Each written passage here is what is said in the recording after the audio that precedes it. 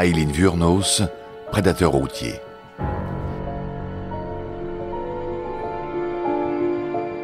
Pas de regret. Il n'y eut pas d'autre procès. Le 31 mars 1992, Wuornos plaida coupable des meurtres de Dick Humphreys, Troy Burress et David Spears, pour, comme elle le disait, mettre les choses en ordre entre Dieu et elle. Dans la déclaration décousue qu'elle fit devant la cour, elle dit « Je tiens à ce que vous sachiez que Richard Mallory m'a violée, et brutalement, comme je vous l'ai dit, mais pas les autres. Ils avaient juste commencé à essayer. » À la fin de son monologue, elle se tourna vers Rick Ridgway, l'avocat de l'État, et cracha « J'espère que votre femme et vos gosses se feront enculer aussi. » Le 15 mai, le juge Thomas Soweya prononça devant elle 3 nouvelles condamnations à mort. Elle fit alors un geste obscène en marmonnant « salopard ». En juin 1992, elle plaida coupable du meurtre de Charles Carskadon, et ce procès lui valut d'entendre sa 5e condamnation à mort en novembre. Au début du mois de février 1993, elle fut à nouveau condamnée à mort après avoir plaidé coupable du meurtre de Walter Gino Antonio. Elle ne fut pas poursuivie pour le meurtre de Peter Sims, parce qu'on n'avait jamais retrouvé le corps. On se demanda si le procès pour le meurtre de Richard Mallory ne serait pas renouvelé, car on avait appris depuis que Mallory avait fait 10 ans de prison pour viol, et les avocats de la défense pensaient que la connaissance de ce fait aurait influé sur la décision finale du jury. Mais ce ne fut pas le cas, et la Cour suprême de l'État de Floride valida les 6 condamnations à mort. « Je déteste profondément la vie humaine, et je serais prête à tuer de nouveau », écrivit Wuornos à la Cour suprême. À sa demande, la Cour l'autorisa en avril à renvoyer ses avocats, à cesser de faire appel et à choisir l'injection létale plutôt que la chaise électrique.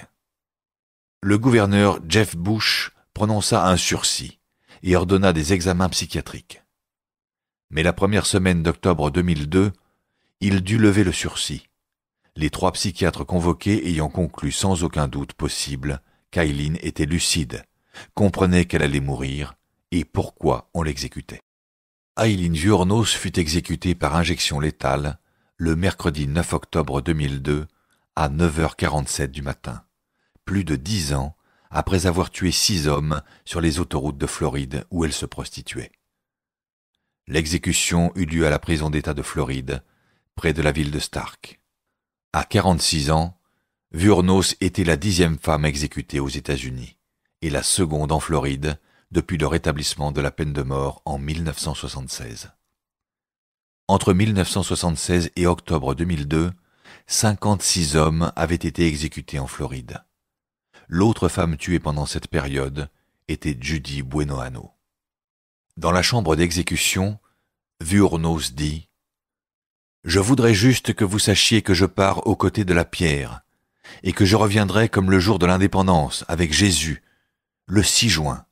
Comme dans le film avec le gros vaisseau mère et tout, je reviendrai. » La pierre étant une référence biblique désignant Jésus. Pendant des années, Wuornos avait invoqué la légitime défense du fait que ses victimes étaient en train de la violer. Plus tard, elle reviendrait sur ses propos en expliquant qu'elle souhaitait faire la paix avec Dieu. Elle affirmait aussi avoir tué un 7e homme. L'histoire de sa vie inspira 2 films, plusieurs livres et un opéra. Elle donna sa dernière interview quelques jours avant son exécution, face au producteur Nick Broomfield, qui avait réalisé un documentaire à son sujet en 1993. Mais après 35 minutes d'entretien, elle partit en claquant la porte. Le mercredi, Broomfield déclara « Je conclus de cet entretien qu'aujourd'hui nous allons exécuter une aliénée. Voilà quelqu'un qui a complètement perdu l'esprit. » Mais John Tanner, avocat de l'État, qui avait assisté à une demi-heure d'expertise psychiatrique la semaine précédente, assura qu'elle avait toute sa lucidité. « Elle savait exactement ce qu'elle faisait, » déclara-t-il.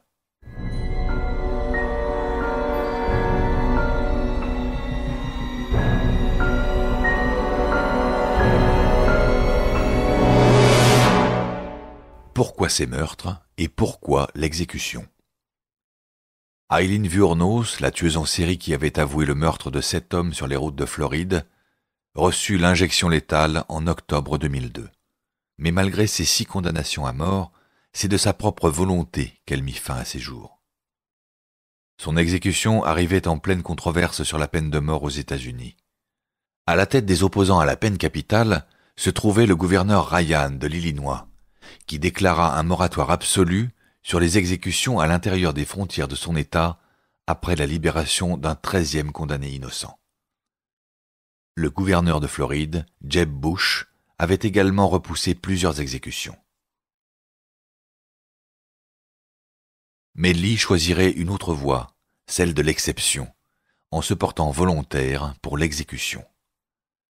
Si elle n'avait pas fait ce choix, elle serait certainement encore en vie aujourd'hui, enfermée dans sa cellule spartiate de quelques mètres carrés. Mais privée de quasiment tout contact humain, à part celui des gardes, elle en avait tout simplement assez. Cette attitude n'était pas nouvelle. Wuornos avait déjà exprimé le souhait de mourir 10 ans auparavant, lorsqu'avait été prononcée sa première condamnation à mort. Elle voulait que les choses soient en ordre entre Dieu et elle, comme elle disait. Malgré les efforts de ses avocats qui tentaient de la dissuader, Wuornos maintint fermement sa résolution au fil des ans. Et alors que ses avocats essayaient désespérément de la convaincre, Wuornos se battit pour avoir le droit de les renvoyer et l'obtint. Plusieurs psychiatres certifièrent également qu'elle comprenait à la perfection les conséquences de sa renonciation au droit à l'appel, qui était le dernier obstacle entre elle et la condamnation à mort. Pour le gouverneur Bush, le fait qu'elle soit volontaire l'emporta. Il mit de côté les autres condamnations et signa celle de Wuornos. Les aveux qu'on avait pu recueillir ne laissaient pas de doute concernant ces crimes, bien que certains pensent qu'il y eut d'autres victimes dont on n'entendit pas parler. Le plus déconcertant, c'était le motif. Tel un oiseau de proie, Wuornos s'abattait sur des inconnus qu'elle massacrait par balles avant de les détrousser. Elle se rapprochait de ses victimes en faisant du stop, puis, une fois dans la voiture, leur proposait des relations sexuelles. Immédiatement après l'arrestation, on accusa Wuornos d'être une lesbienne pleine de haine pour les hommes. Les médias présumèrent son homosexualité en se basant sur sa relation avec Tyria Moore, qu'elle appelait sa femme, avec qui elle était restée en couple pendant 4 ans. Il est étrange de noter à quel point Tyria, avec ses cheveux roux flamboyants, ses taches de rousseur et sa silhouette ramassée, ressemblait au père qu'Aileen n'avait jamais connu, Leo Pittman. Mais Lee semble plutôt avoir été bisexuelle. Elle eut d'autres petites amies, mais tissa également des liens amoureux et sexuels avec des hommes. Elle les avait choisis, en aimait certains, et accepta d'avoir des relations sexuelles avec des hommes même sans argent en jeu. En 1981, son amour pour l'un de ses compagnons était si fort et la douleur de leur rupture si profonde qu'Aileen décida de se tuer, incapable qu'elle était d'imaginer vivre sans lui. Ce jour-là, elle s'abrutit d'alcool et acheta un fusil, mais au lieu de le retourner contre elle, elle préféra braquer un supermarché en bikini.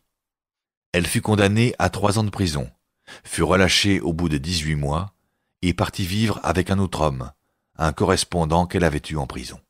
Lee disait souvent qu'elle aimait faire l'amour avec des hommes.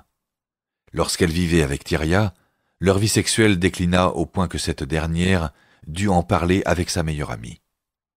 Lee reconnaissait elle-même que leur lien le plus profond n'était pas sexuel. Le sexe n'était pas le moteur de la vie de Lee, loin de là. Au contraire, elle recherchait la stabilité et l'amour. Cet amour, elle ne l'avait jamais vraiment connu. Sa mère l'avait abandonnée, son grand-père la violentait physiquement et moralement, sa grand-mère ne l'avait pas protégée, et c'est sans compter les brutes avec lesquelles elle avait pu avoir des relations sexuelles lorsqu'elle était adolescente. Aileen connaissait mieux la perte que l'amour. Keith, son frère adoré, était mort d'un cancer à 21 ans, et elle s'était vue enlever son nourrisson lorsqu'elle avait accouché à l'âge de 15 ans. Chez Tyria, Aileen trouvait enfin l'affection dont elle avait désespérément besoin. À cause de sa personnalité borderline, Eileen était en même temps en proie à une perpétuelle angoisse d'abandon. La chronologie de l'année des meurtres permet de se rendre compte qu'au moins 6 d'entre eux, sur les 7 présumés, coïncident avec les périodes où Lee craignait le plus de perdre Tyria. Cette insupportable angoisse a peut-être été le facteur déclenchant de la série de vols et de meurtres commis par Vuornos. Lee se disait que tant qu'il y aurait de l'argent, Tyria resterait à ses côtés. Elle ne tua quasiment que des hommes transportant des centaines de dollars en liquide sur eux. C'étaient des sommes considérables pour elle, dont la valeur sur le marché de la prostitution ne cessait de baisser et qui avait de plus en plus de mal à trouver des clients. Après un meurtre, elle se montrait habituellement souriante et soulagée. Elle agitait les billets récoltés d'un air de triomphe et assurait Tyria qu'elles avaient enfin de quoi payer le loyer, les bières, un tour dans un parc de jeux, de quoi faire la fête, bref, ce que Tyria voudrait. Lee devait déclarer plus tard que Tyria était avide et intéressée. Toujours est-il que le flot d'argent semblait bien remplir son rôle, puisque Tyria restait auprès d'elle. Il y eut 3 semaines particulièrement sanglantes, où Lee assassina 3 hommes. Pendant cette période, la sœur de Tyria était venue rendre visite au couple. Tyria et sa sœur étaient très proches, et Lee se sentait acculé, épouvanté à l'idée que Tyria puisse repartir avec sa sœur quand celle-ci retournerait dans l'Ohio. Nul ne sait si Lee trouvait sexuellement excitant le fait de se conduire comme un tueur masculin, bien que la dimension sexuelle n'était jamais absente à cause de sa prostitution. Plusieurs corps furent retrouvés nus. Comme Vuornos avait tué au moins 3 inconnus dans des lieux différents, avec une période d'accalmie entre les meurtres, elle fut considérée comme la première tueuse en série. Mais en tant que telle, elle se démarquait des catégories mises en place par le FBI. En effet, les femmes assassins se contentent habituellement d'endosser le rôle de la veuve noire pour tuer des proches, maris ou amants, et les dépouiller de leur argent, ou alors elles se débarrassent de nourrissons ou de personnes faibles ou infirmes. Lee aimait sans aucun doute la sensation de pouvoir qui accompagne le fait de tenir la vie d'un homme entre ses mains. Mais c'était surtout les vols qui importaient, et les crimes avaient lieu pour des raisons pratiques. Il ne fallait pas laisser de témoins. Avec son pistolet, elle gardait aussi du produit à nettoyer les vitres dans son sac à main de tueuse. Elle s'en servait pour effacer les empreintes digitales et dissimuler ses traces. On a pu dire de Lee qu'elle haïssait les hommes, mais c'était plutôt qu'elle haïssait carrément tout le monde. Sa colère était profonde et incontrôlable. Malgré elle, elle faisait inéluctablement fuir ceux qu'elle souhaitait le plus voir près d'elle, à force de crises de rage et de sautes d'humeur. Cammy Green était une amie de Tyria à qui Lee avait volé ses papiers. Voici ce qu'elle en disait. Elle était agressive. C'est sûr que beaucoup d'hommes lui avaient fait du mal, mais là, c'était contre tout le monde. Lee mourut comme elle avait vécu, seule. Tyria avait trahi son amour en collaborant avec la police pour l'amener aux aveux par la ruse. En plus de cela, elle avait évité le regard de Lee à chaque fois qu'elle fut appelée à témoigner au tribunal. Arlene Prahl, la chrétienne qui avait publiquement noué des liens d'amitié avec Vuornos et l'avait adopté, brilla par son absence pendant les dernières semaines. Sa relation avec Lee était devenue tumultueuse avant de s'étioler. Prahl n'était même pas au courant de la date à laquelle sa fille devait être exécutée. Le seul soutien fidèle de la vie de Lee fut Dawn, une vieille amie d'école rencontrée dans le Michigan.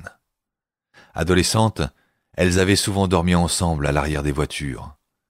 Dawn resta l'amie la plus proche de Lee jusqu'à la fin, correspondit régulièrement avec elle pendant son emprisonnement, lui rendit visite de temps en temps et passa une partie des dernières heures à ses côtés dans le couloir de la mort. La vie d'Eileen Vuornos avait commencé sans amour. À part le soutien de Dawn, elle se termina de la même manière.